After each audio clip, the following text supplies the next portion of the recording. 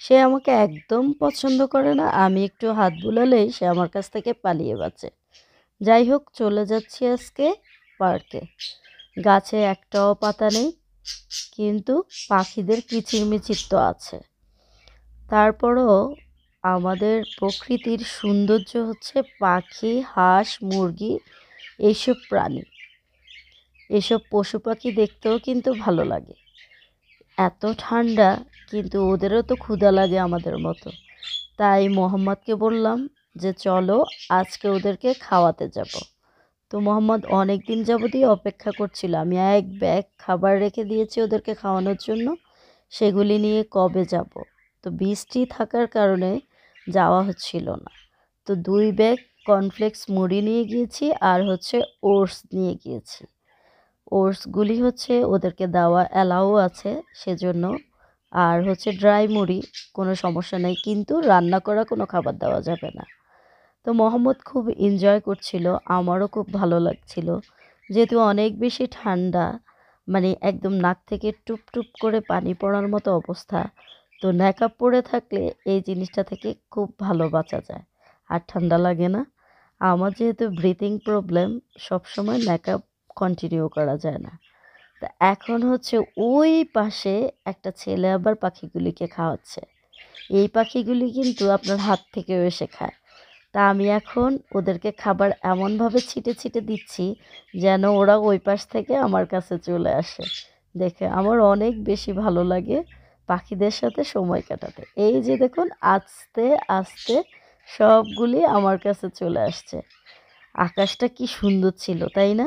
পাখিগুলি উড়ছে, আর গাছগুলি শুকনো মরুভূমির মতো দাঁড়িয়ে আছে।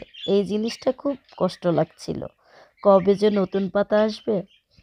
যাই হোক, সমুদ্রের একটা পানির ঝর্ণার শব্দ পাচ্ছিলাম, আর এই দিক দিয়ে ওদেরকে মুড়িগুলি দিচ্ছিলাম।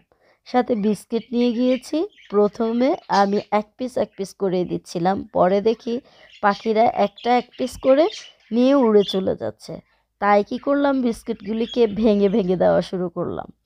এরা যে কি মজা করে খাচ্ছে, আমার যে দেখতে কি ভালো লাগলো, আর কি যে তৃপ্তি পেয়েছি আমি। কারণ ওরাও তো ক্ষুধার্ত থাকে, ওদেরও তো ক্ষুধা লাগে, ওদেরও তো ঠান্ডা লাগে। যদিও আল্লাহ পাক ওদের ঠান্ডাটাকে সহনশীল বানিয়ে দিয়েছে। শীতের দিনে আমাদের দেশে আমরা অনেক বেশি অতিথি পাখি দেখে থাকি, অনেকে আবার ওগুলি ধরে খেয়ে ফেলে। কিন্তু ওরা শীতের কারণেই কিন্তু এইসব দেশ থেকে উড়ে চলে যায় শীতের আগাম টাইমে। তারপর ওদেরকে ধরে না খেয়ে খাবার দেওয়াটাই কিন্তু ভালো। তো ওদেরকে ওটস, তারপর হচ্ছে খাবার দেওয়ার পরে এখন আমরা চলে যাচ্ছি ব্রিজ দিয়ে ওপারে। আর এই ব্রিজ থেকে ক্যানেলটা দেখতে এত বেশি সুন্দর লাগছিল। রেস্টুরেন্ট রয়েছে এখানে, আপনি চাইলে চা কফি খেতে পারেন, অন্য কিছু না। কারণ এখানে হালাল হারামের বিষয়টা কিন্তু মাথায় রাখতে হবে। চাইলে আপনি একটু চিপস খেতে পারেন, যেটাকে আমরা বলে থাকি আলু ভাজা। আপনাদের সাথে ভিডিও শেয়ার করতে অথবা ছবি শেয়ার করতে খুব বেশি পছন্দ করে। ওর এই প্রথম গাছে ওঠা দেখে আমি গিয়েছিলাম স্মৃতি হিসেবে একটা ছবি তুলতে। সে আমাকে বলল কি, মামি ছবি তুলো, কিন্তু আমার জন্য ভিডিও করো, আমার চ্যানেলে দিবে। ওর মোহাম্মদ ওয়ার্ল্ড নামের হচ্ছে একটি চ্যানেল রয়েছে, আর হচ্ছে পেজ রয়েছে মোহাম্মদ ওয়ার্ল্ড নামে। মাঝে মধ্যে আমি ওইখানে ভিডিও দিয়ে থাকি।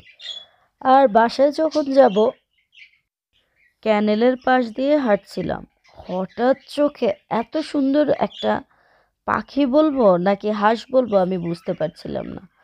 আল্লাহর এত সুন্দর তৈরি দেখে আমি খুবই অবাক। মানে আলহামদুলিল্লাহ, সোবাহানাল্লাহ, আমি ওইখানে দাঁড়িয়েই বলে ফেলেছি, আর ভিডিও করতে চলে গিয়েছি। তো আমাকে ভিডিও করতে দেখে ও দূরে চলে গিয়েছে। কিন্তু দেখুন ওর ডিজাইনটা কত সুন্দর, চোখের সাইড দিয়ে একটু সাদা চলে গিয়েছে, তারপর চিকন করে পাখার এদিক দিয়ে, মানে অনেকগুলি কালার। আপনারা যদি কেউ ওর নাম জেনে থাকেন আমাকে বলবেন তো, ওকে কি পাখি বলে নাকি হাঁস বলে। ওর হচ্ছে সঙ্গীও রয়েছে, সঙ্গীও মাঝে মধ্যে আসছে। তো